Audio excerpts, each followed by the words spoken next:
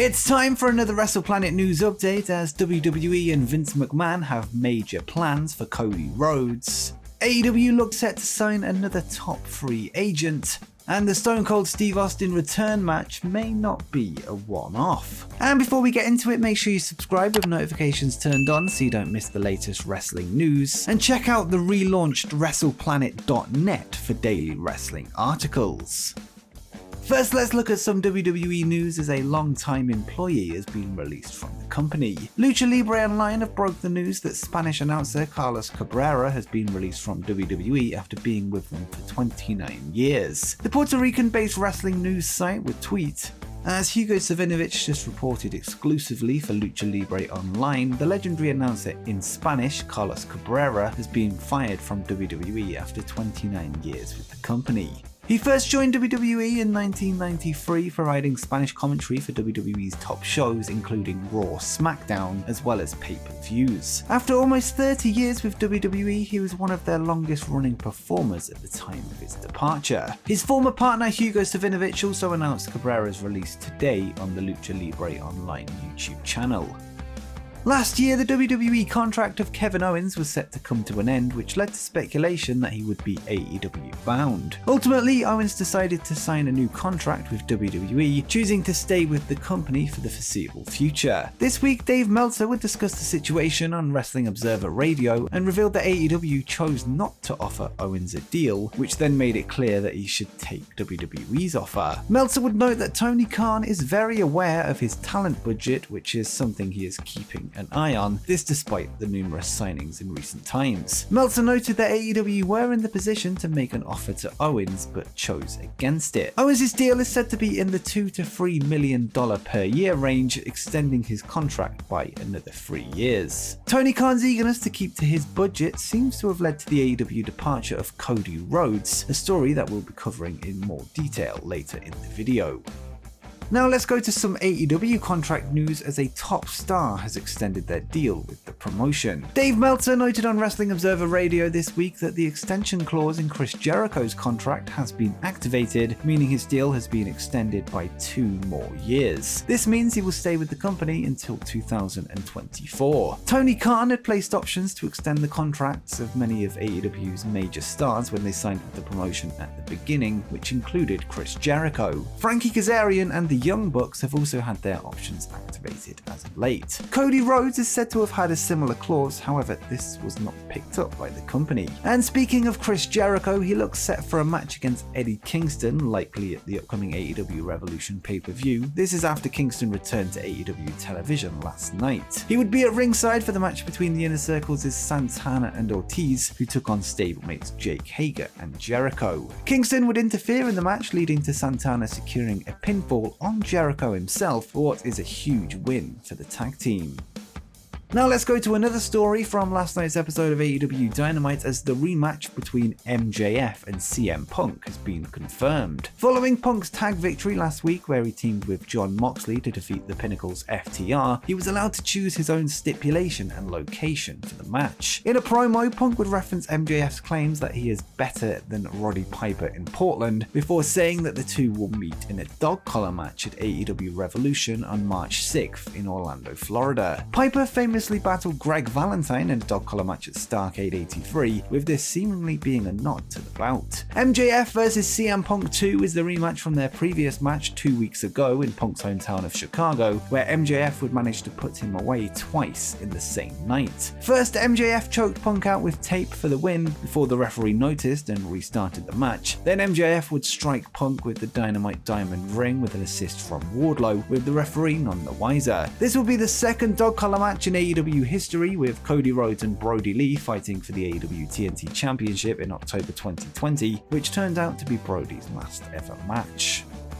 AEW fans were shocked this week when it was revealed that Cody Rhodes had officially left the company, this following the news that his AEW contract had expired in late December, early January. We now have a ton of follow-up regarding the Cody situation, including the real reason he left All Elite Wrestling. In an update from PW Insider, they state that Cody and AEW president Tony Khan could not come to an agreement due to differences in pay, which led to the end of their negotiations. It appears Khan was not willing to meet Rhodes' demands demands, and Rhodes wasn't willing to lower his demands to meet Khan's offer, and no middle ground could be found. According to the Wrestling Observer, talks fell through on Monday. Another issue between the two parties was Cody's loss of all responsibilities involving booking, with Tony Khan taking full reign when it comes to creative decisions. This was confirmed by Justin Barrasso of Sports Illustrated. According to the initial Fightful report, Cody and his wife Brandi haven't been as connected to the locker room in recent years, in contrast to when AEW started, with word emerging that Cody had also become distant from his fellow EVPs, and this likely made his decision to leave the company a little bit easier. As well as this, Andrew Zarian spoke on Wrestling Observer's We're Live Pal podcast and mentioned that Cody was unhappy with Tony Khan after a recent Forbes article and video that he felt made out like AEW was a one-man show, with Khan doing everything behind the scenes. Apparently this really upsets certain people, especially Cody.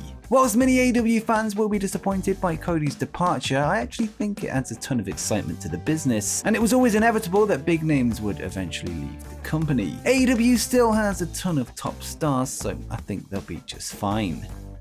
And speaking of Cody Rhodes, we have an update regarding his future and a potential move to WWE. Wade Keller would speak on PWTalkVIP.com this week, noting that WWE Chairman Vince McMahon is set to give Cody a big push upon his return to the company, and it's expected that he will be a part of the upcoming WrestleMania 38 event in April. And Keller would say, Cody and WWE haven't confirmed it, but Cody is going to WWE and he's going to get a big push. Vince McMahon is going to treat this as a big deal. Everybody I talk to thinks Vince loves the idea of acquiring a co-founder and EVP and, main event wrestler. He just held their secondary singles title not that long ago, and having him show up on WWE TV is something that Vince is very interested in taking advantage of and making money on it. It could even be a situation where Cody is in a major match at WrestleMania. I fully expect Cody to be on WrestleMania either as a wrestler or making his first appearance. I don't know if they can hold back putting him on TV, so I could even see him appearing on Raw or SmackDown next week. I'm not aware of there being any kind of non-compete at this point since he's been a free agent for a while, so Cody could appear. I wouldn't be shocked if there's even some augmentation to the booking plans for WrestleMania, perhaps related to the Elimination Chamber, in order to set the stage for Cody to do something really big at WrestleMania. Justin Barrasso of Sports Illustrated has echoed a similar sentiment, although he feels that Cody's reveal could be saved for the Raw after WrestleMania. Justin would also note that Cody could potentially be at the WWE Performance Center in the coming days, and he would write, "Every indication is that his next destination is WWE, potentially even as soon as filming segments at the Performance Center this weekend. And while Cody would add value to this year's WrestleMania, he would also be a major reveal on the Raw immediately following Mania." Talks between Cody and WWE have been confirmed by multiple credible journalists, including Andrew Zarian, Sean Ross Sapp, Ariel Helwani, and many, many more. I think it's safe to say that this is indeed not a work, as many have suggested, and Cody has in fact left AEW and is set to join WWE. If Cody Rhodes does in fact sign for WWE, it'll be interesting to see if these supposed big plans play out. And if WWE are seen to treat departing AEW wrestlers well, this could perhaps start a chain reaction, with more names willing to make the jump in the future. Next up, let's go to a story regarding a free agent that could be heading to All Elite Wrestling. Last night, Fightful Select would report that Buddy Matthews, the former Buddy Murphy in WWE, is set to join AEW. Sources within the company have indicated that there is growing interest and rumblings about Matthews backstage, with creative plans being made. Another source noted that booking plans are already in place. Several AEW talents have been told that the working plan is to bring Matthews in at some point in the future, word that has been going around since January. And speaking of potential debuts, on last night's AEW Dynamite there was a video package involving Malachi Black and Brody King, with a new edition of the House of Black being teased. King would ask Black who they were waiting for, with him responding history, whilst holding a card which said judgment. This would be an ideal role for Matthews to fill, with him having a long history with Black going back to their days in WWE. The increasingly damaged eye of Malachi was inflicted by Buddy Murphy when when he drove his eye into the corner of the steel steps during an episode of Monday Night Raw in July 2020. As well as this, the two men would release very similar videos on their social media accounts following their WWE release. The videos would be set inside the same asylum, with both men being granted their release from the facility. The promos also had the same cast, and the doctor dealing with both patients was played by Josiah Williams. Could Matthews be the next member of the House of Black? Let me know what you think in the comments down below.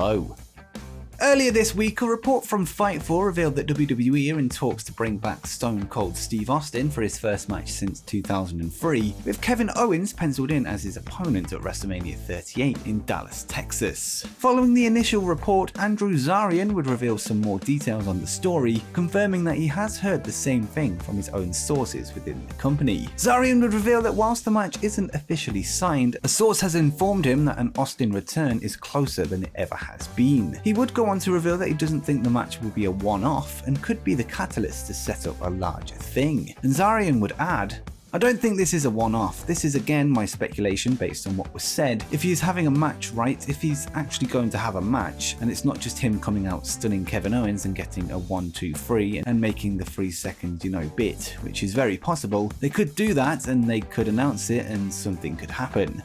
I would think, you convinced this man that you've been trying to convince for 17 years to come back. You finally have now convinced them you're going to only do one. I think Saudi Arabia had offered him like a $3 million a match offer, right? I would, if he does something with Kevin Owens, they would want to capitalize on a larger thing."